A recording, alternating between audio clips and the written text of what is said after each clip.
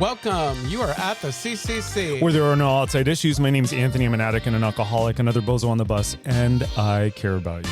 And I'm Jordan, an alcoholic and an addict. And You're all the things. I'm all the things, trying to make good choices. Yes. Yes. And I'm LouiLou. My pronouns are he and him. I'm recovered for crystal meth and alcohol, and I'm always in search of balance.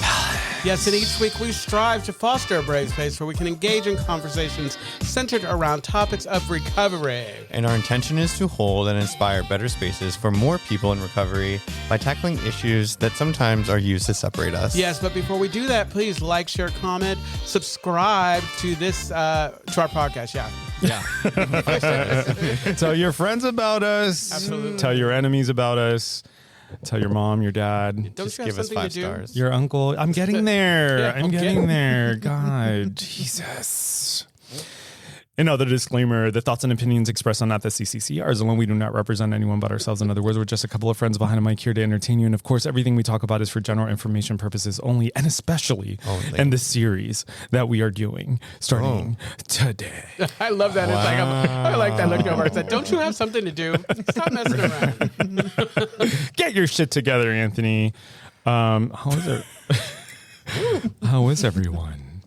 I am good. We've been on a little bit of a break. A little bit of a hiatus. It's like at least a month, huh? No. No, because The drama llama. so Right. Oh my God, Anna's here. okay, maybe. Oh my gosh. Sorry. Was it just 2 weeks? Okay, it was just I think 2 it was weeks. just 2 Okay. It was just 2 weeks. Okay. Just say you miss us. But like, also Just- people don't know that. Just say you miss us. He's not going to share his feelings. Are you crazy? Exactly. What feelings? Be vulnerable? What are you talking about? I'm Lewis. You accept me for who I am. If you don't From like across the street. and I'm a Virgo. That's some BS. Okay, whatever. Okay. Guess what? Guess what? Anna's here. Anna! Hi. My name is Anna. I'm a recovering dope fiend. My pronouns are she, her, or daddy. Okay. Wow. Or daddy, you heard it here. Or daddy. Ladies and gentlemen, they, thems. Yeah, welcome back. We're so Hi, happy. Daddy. We're so happy Hey, to have daddy. you. Hola, ¿qué pasa? What's up? Hola! Okay, so I think we need to talk about just quickly about the halftime show. Oh wow. Everyone else inspired. Wait, It was which amazing. halftime It was show? fabulous. The What, halftime- what do you mean? I know he's Were you watching the other one? He's Were you trolling. watching the other one? He was watching Uh-huh. Two Pusa. What's his name? Is it Kid, Kid Rock. Yeah, Kid Rock. Oh my Is God. that what You you know were what's- all about? No, I'm just You know what's so funny? clarifying. What's funny? All those folks that were watching that or whatever probably don't even like him. They don't even like the music, but it's like they just like that he's with their politics. Of course. Yeah, exactly. Yeah, did you know he like lip sync his thing? He did, and I guess because he's too old, he can't remember. Dang, da da dang, da dang, da dang, da da dang. Although there was this thing I saw online where someone was like, "Oh, they don't speak English," and like Bad Bunny didn't speak English, and then they put up that part in the Kid Rock with a bang, da ding, da bing, da ding, That's English if I've ever heard it. It's so funny. It's like and this is a conversation we're gonna have another time, but it's so disingenuous. It's like like- Bunny performed there. The number of people who are not American citizens that host. Yeah. Come on now, snap out of it. Yeah, snap out of it. Snap out of it. Snap out of it. I personally, I wanted to take a moment to say that I was absolutely inspired. I I felt. bet you were. Yeah, your I felt nipples were hard. My nipples were hard. I had to play an educator. People didn't know who Ricky Martin were, and then they thought Lady Gaga was white because they didn't recognize her. And I was like, no, she's not Mexican. She's just there because she's an ally. And then Ricky Martin, I had to be a teacher. I Yeah. think if you have an opportunity, you should look online. They have folks that will dissect it. That will kind of Oh, yes, that will yes, break yes, it yes, down yes. because it was so. There were so many everything things. was intentional. That's Oh right. yeah. Yeah, so- Everything. I loved what happened with Lady Gaga because it's like Yeah. some people were like, why is she here? Why is she here? First off, he loves her. Yeah. He absolutely loves and respects her. But what he did in speaking Spanish and not kind of conforming, we've always had to conform. Oh, yeah. And she singing one of her songs, but changing it and making it was like, hello. Sorry. I love that. Welcome to our neighborhood. Exactly. Yeah, it was absolutely beautiful. I agree with you, Louis. I think like there were so many. I mean, it was so brilliant. There were so many different things. It was like a Taylor Swift music video. There was Not Easter eggs. No, there oh was my Easter God. eggs and everything. How dare you? But not Taylor Swift. How are you going to even bring her? Yeah, please Wow. don't. You know what? Yeah, We're going to edit this. We're going to edit oh my this. God. But I think I just lost my Mexican license. but yeah, like I just want to go back. Like if you have I a know where you chance, volunteer. if you're interested in, oh my God, I'm going to pull everyone's mic. If you're interested in history, if you're interested in like why the Latino community was so moved and felt so proud afterward, like find an analysis of the show. There were so many, as Anna said, Easter eggs that is not unique to Taylor Swift. Wow. But is shade to her. I live for Ophelia. Yeah. That's a good Oh my one. goodness. And you didn't need to, Yeah. you did not need to speak the language to understand. What the message was. the message, I was the feeling. so overjoyed, like how happy everybody was. Yes. And kind of the unity and everything. And then, and then the other people who were so butthurt. They needed their own show. No, and they, I loved how at the end he shouted out all the Americas. Yeah, It was amazing. yo. well, it's like telling the story. Guess Yeah. what? It's like just because you think the United States is the only America. No, it's like this is the America. Yes, Uh-huh. and he didn't forget Haiti. Yeah. Okay, He quick. said it the right way. Go Go ahead. ahead. Go. No, you go ahead. What I was gonna say is what y'all what you haven't probably seen yet is like what the people in Spain were saying. Oh, they were upset that they were haters. Yeah, they were the haters. mentioned. There was even a newscaster in Spain that said, "You didn't even mention our names, and we taught you the language." Oh, Girl, what? what? Oh. The audacity, the gall, the gumption. The gumption. Okay, we can't make this about the halftime show, but I know. I. The whole episode. Oh my goodness. Yeah, Bad It was Bunny, that we good, love you. though. Que viva Puerto Rico. Okay, so we are starting our our different roads to recovery. We're going to work on a title. We're not really sure what we're going to call it, but Yours? By the time you get it, by there'll the be a title. yeah. It's gonna be Our sponsor, Kid Rock. the Big Pharma series. Yes. Big Pharma series. But basically, for the next series of episode, what we're going to be talking about are different roads to recovery, different ways of approaching sobriety. And we're going to start off this episode or the series talking about secular organizations for sobriety, or SOS. So, quick preview for folks who may not be familiar with SOS. So it's a non-religious abstinence-based mutual support network for people who want to stop using alcohol and other drugs without spiritual religious frameworks. There are a couple of things that we're going to be talking about today, but just suffice it to say that a lot of the things that we think about when we're thinking about 12 step. I'm going to say this. A couple of things that Anthony's going to be talking about. We're going to be listening and nodding. Okay, people who are listening, I want everyone at home to know that I created a beautiful slide deck with all the information about all of these different programs. So if I am the only person, Jordan, don't try me. I will send people receipts. So if it sounds like I'm the only person who's talking tonight, it's because Where is other this people slide did deck? not read the primer that I created for them. Well, nothing was sent to me, so that's all I'm saying. Well, no, we want you here for your opinion. Really? You want my opinion? Oh my God. One, I'm second guessing it now, but pen. yeah. Wow. So before we started to record, we were all talking at the table about like what makes up this program. And so if we think about all the things in 12 step that exist, so we have spirituality, we have sponsors, we have 12 steps, we have all of those different things. And in SOS, those things actually don't exist, right? Nothing at all. There's oh my god, so there aren't 12 steps. They have kind of it's a This is the one step. Say you're a part of it. Easiest membership ever. so Yes. so there's no 12 step component. Very different from 12 step. There's no spirituality component, right? It's about kind of like a rational choice where like recovery is a rational choice. And then the other thing, like I said, no sponsors, there's no central authority, there's no prescribed set of beliefs where like in the 12 steps, we have like 12 different Can I ask things. you a question? Yes, please. Because you were using the rational part, whatever. Yeah. In any of your research, do they talk about like the difference between like when they say rational, because they say rational like it's something different than we make rational. Like I had to make a rational decision. I mean, I don't think it's very different. So is there any distinction? They're judging us already. I think, I'm not familiar with all of the programs that fall under SOS. I think the difference here, what they're calling rational would be maybe not even adjacent to the opposite of spirituality. Okay. Yeah. Right. So spirituality, like, okay, for example, one of the things that we do is we admit powerlessness. We turn our will and our care over to a power greater than ourselves. SOS would be like, okay, that's crazy. We actually are not turning our will and our care to power greater than ourselves. We are that power greater than ourselves. Right. I love that for them. It's a more of a practical rationale versus a spiritual rationale. Okay. For the Gotcha. decisions. That makes Got more it. sense. Got it. Okay. Read the slides. Yeah. Oh my God. Wow. There were 51. So there were 51 slides, but they were for different programs. I have work. 51. Oh my goodness. You really did your research. I did. Oh my goodness. Wow. We all go about the way we set up programs differently. Y'all know what you were getting in store. No, exactly. So just a couple quick things, and then I'm curious about what people think. So one of the things is that people are capable of self-direction, right? So with 12-step, we're turning our will and our care over to power greater than ourselves. SOS would say, actually, no, you can take care of that by yourself. So there's that.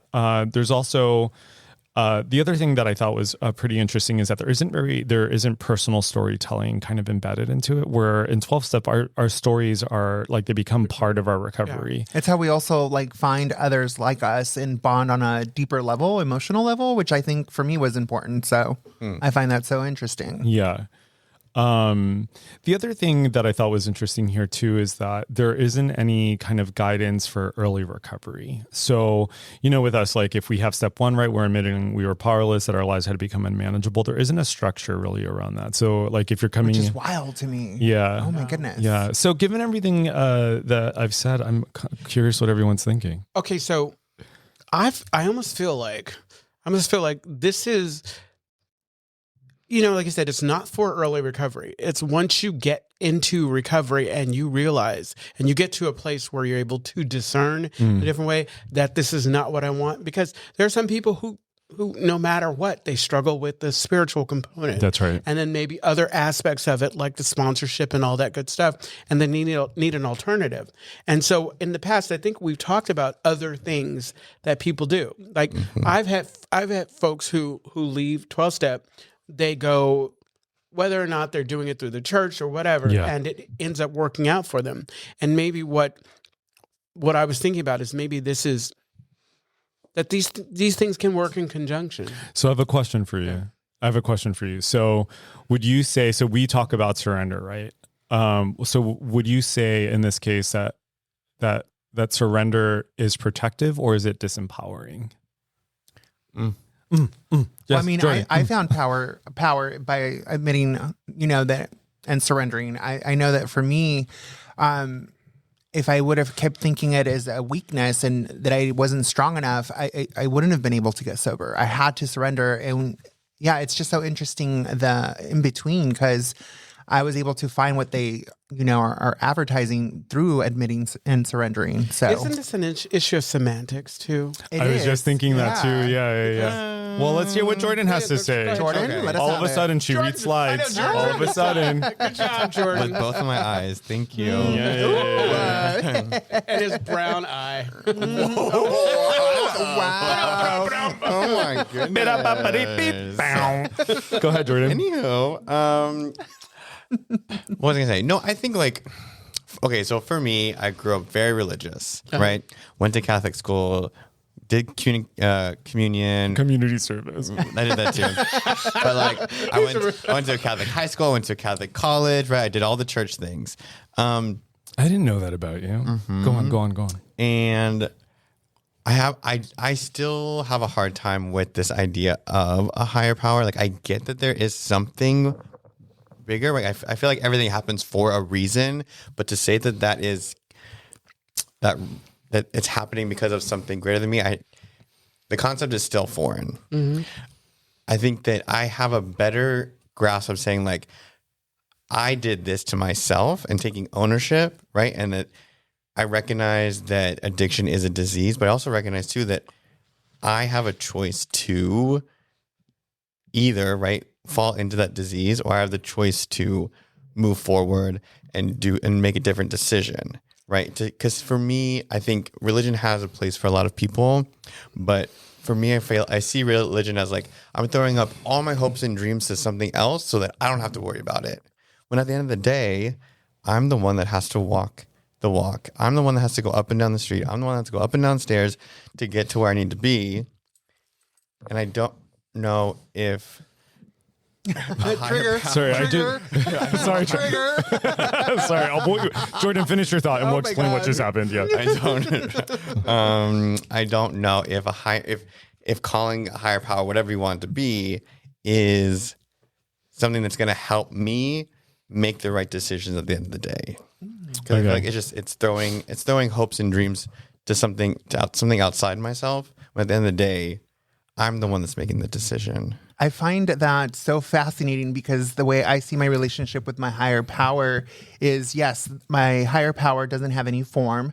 It definitely is something bigger than myself, but it's a mutual relationship. Absolutely. And so, yes, I have a relationship with something that is guiding me and teaching me and providing, but I also know that I'm doing work. So I feel like I'm somewhere in the middle. Yeah, You know what I mean? Because I also grew up not just Catholic, but then Pentecostal. And I forgot about that. Hallelujah. Na, honey. So I was baptized twice, Catholic and then Pentecostal. And Baptized twice because I got it wrong the first time. oh yes, of course, the demon's still strong in me. It was burning. So They said, put her in the stronger water. So that's Sorry, go why ahead. I definitely identify as a survivor of organized religion. And I also, again, got caught up when I came in on the whole God thing. But I think for me, once I surrendered again and found power in the fact that I don't have to give it a form, it's just there, energy. Yeah. That's my higher power, is cause and effect energy, right? And so once I was able to come to that conclusion, I can just then focus on doing the work and knowing that every action has a cause and effect, and that there is some force helping and guiding me. So Yeah. it's so fascinating. Yeah. Yeah. And I think, to Lewis's point, I think there are so many different ways up the same mountain. Of course.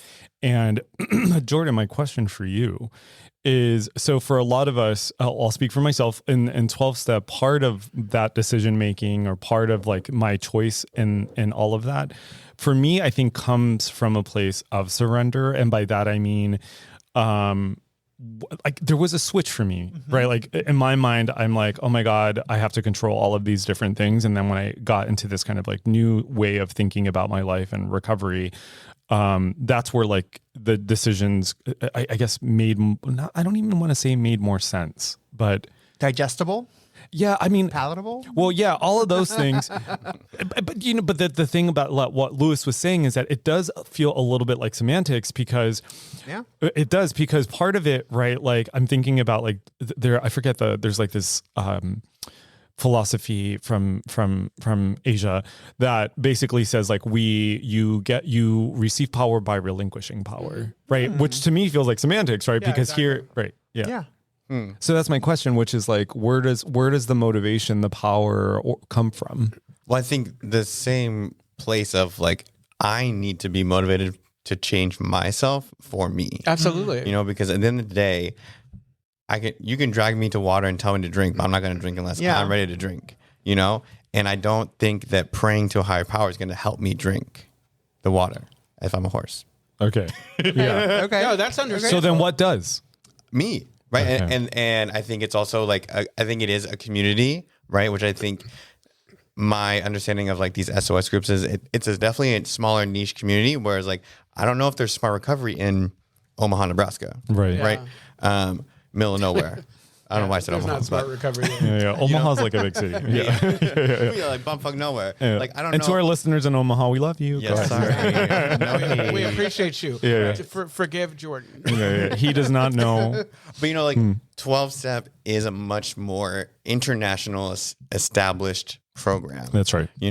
And so for that there's history, there's culture, there's things that work, right? And I get that. It's international and established, but I really feel like the work the work is just, it's small. It's small with, me and you working across from one another.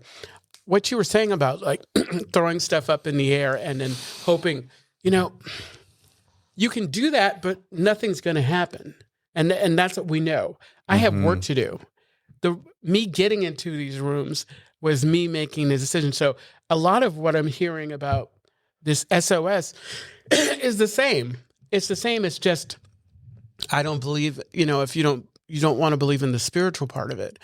I think that, and I forgot my thought. That's okay. Well, I think that's where like the individual comes into play, right? Like what's going to work for you. No, absolutely. Like what we were talking about before we started was I've tried other, forms and groups before I came into 12 steps. And I think because of the way that I grew up, very singular, I grew up in foster care, was abandoned. And so for me, everything was always so, overwhelming because I thought it was just, I only could depend on myself. And so for me, the amazing thing about 12 steps specifically was that I found by sharing my story and sharing my trauma that I didn't have to do this alone. And again, even with my higher power, it's not my higher power just, doing all the work and I'm just sitting and waiting for the things, the cash and prizes. I definitely meet my higher power in the middle and I do my job. My higher power does their job. Yeah. But yeah, I mean, what I kept missing in all the different programs that I tried working was the social component, right?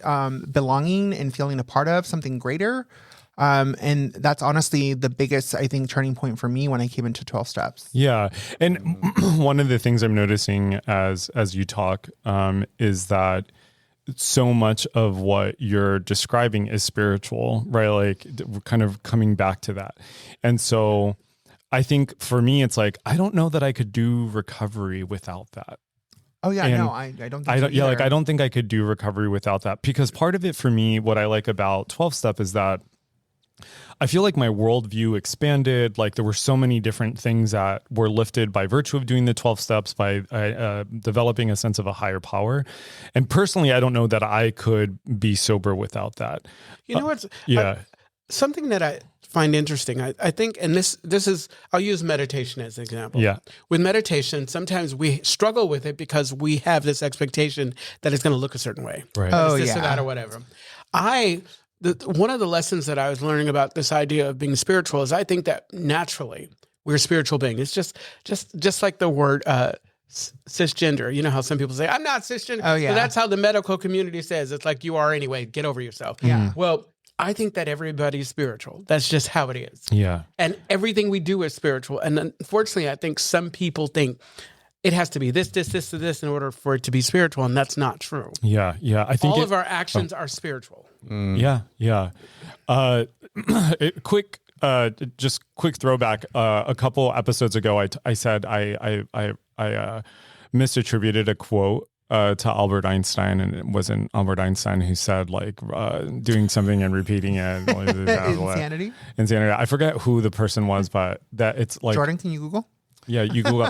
But It was me. Well, yeah, it was Jordan. So apparently was not. It wasn't Einstein? I don't think it was. He It's- said that before, but it's like Maybe he did, but like what I came across was that it's like normally like wrongly attributed to him. Are we giving the wrong white person the credit? A girl, I don't know, but I want to go back. I want to go back a little bit. So then, when we think about personal responsibility, so does personal responsibility then feel empowering or overwhelming? Now I feel like it feels like I feel empowered now because I have that spiritual component. I don't think if I didn't have that spiritual sense, it would be overwhelming. I mean, that's again why I spent over a decade relapsing and not being able to get my shit together, was because I didn't. Yeah, I know it sounds so weird. Yeah. So foreign. Yeah, no. Like even like the personal, like when we're doing like a step 4 and 5, so doing the fearless moral inventory, like that to me by itself was really transformative. I think it depends on where you are in your recovery. Like if you don't have a clear mind, that can be overwhelming. Yeah. Jordan, you were gonna say something? What was I gonna say? I have one question. What is your question? No question. No, this idea of like SOS not asking for us to share our stories, right? I think to a degree that makes sense, because to me, if I repeat my story, right, then couldn't it be like a little just like re-traumatizing myself, or like I'm living in the past, right? Like I hear a lot of folks with a lot of time like, oh, well, back in the day, girl, that was like 20 plus years ago, right? Is it that the same for you back then, right? Or can you just like move forward, right? Like, why can't I take what today and look forward instead of always looking behind to try and go forward? Yeah, I mean, I think a big part of that is when the past continues to live in our bodies, right? So, like, you know, like if we're talking about trauma, for example, or we're talking about ideas that we have about ourselves that are informed by things that happened in the past, I think it becomes so important for us to be able to tell those stories and to rewrite those stories and to come into a different relationship with ourselves. I would agree. It's all about context, right? When I need to share about my past, it's usually for a specific reason, right? But I definitely don't feel like I'm re-traumatizing myself by going through my stories today, because I've done the work. I've gone to therapy. I've changed my behaviors. I am now able to analyze those things that have happened in my life in a very analytical kind of way, and see for myself the work that I've done, the growth, that's happened in the last 11 years. And I find strength in that, but I definitely don't go around just saying my past all the time. So if someone's sharing nothing but their past, I'd be a little concerned. Yeah. Yeah. How do you, like, I'm kind of confused. It's like, what does it look like to not share your story? Because how does the information get out? Is it all like, how do people relate? Is it all clinical? Is it? It's like I am a what are you? I'm at a 5. my eyes are burning. Like I feel. Is it just straightforward, or because it's like, even if I'm not talking about my past, I'm telling a story. I'm telling a story that I've participated in. Especially for some of us that are very apparent what our story is because we're of color or we're visibly trans or queer. Like, yes, that you can kind of get a gauge of what my story is, but you don't know. And I feel, again, when I share my story of the past or where I'm at today, I find community. And again, for me, the biggest component of the change in my life has been the fellowship, has been, having community. So well, it feels like there's so much more. And if you're listening, stay tuned to our next episode when we continue our conversation about SOS programs. Isn't that also like a breakfast dish? SOS? Oh, SOS. Yeah. Like at Denny's. Can I cuss on this thing? Yeah. What? It's called shit on a shingle. Shit on a shingle. Yeah, SOS for short. Yeah, I don't know about it's that. like What? yeah, so a lot of white people used to give me that as a kid. When I was in Shit on a foster care. shingle. Yeah. What is shit on a shingle? It's hash browns, Okay. right? And then it's like either ham or like Spam. It's literally called shit on a shingle. Never heard of SOS. that in my life. That's called religion traumatization. Yeah. Wow. That sounds like conversion That's like therapy. Oh Pentecostal my food. goodness. Shut up. We made tamales. We made tamales. It was Mexican I'm Pentecostal. so traumatized. I'm sorry. I can't do it. I'm going to bring you all some next time I see you. Wow. Oh, wow. Can't wait. All right, let's land this plane. The Castro Country Club is a safe and sober community center for all people and a refuge for the LGBTQ recovery community. We provide programs and services that help change lives by supporting personal growth. And our vision is to reduce the suffering of addiction by connecting people to community, opportunity, and support. You can find more information, including all the ways to contact us, at www.castrocountryclub.org/podcast. And yes, check out new episodes every Monday, sometime around noon, because Brandon needs to do things. Yeah. Poor Brandon. But yeah, we love you. Bye.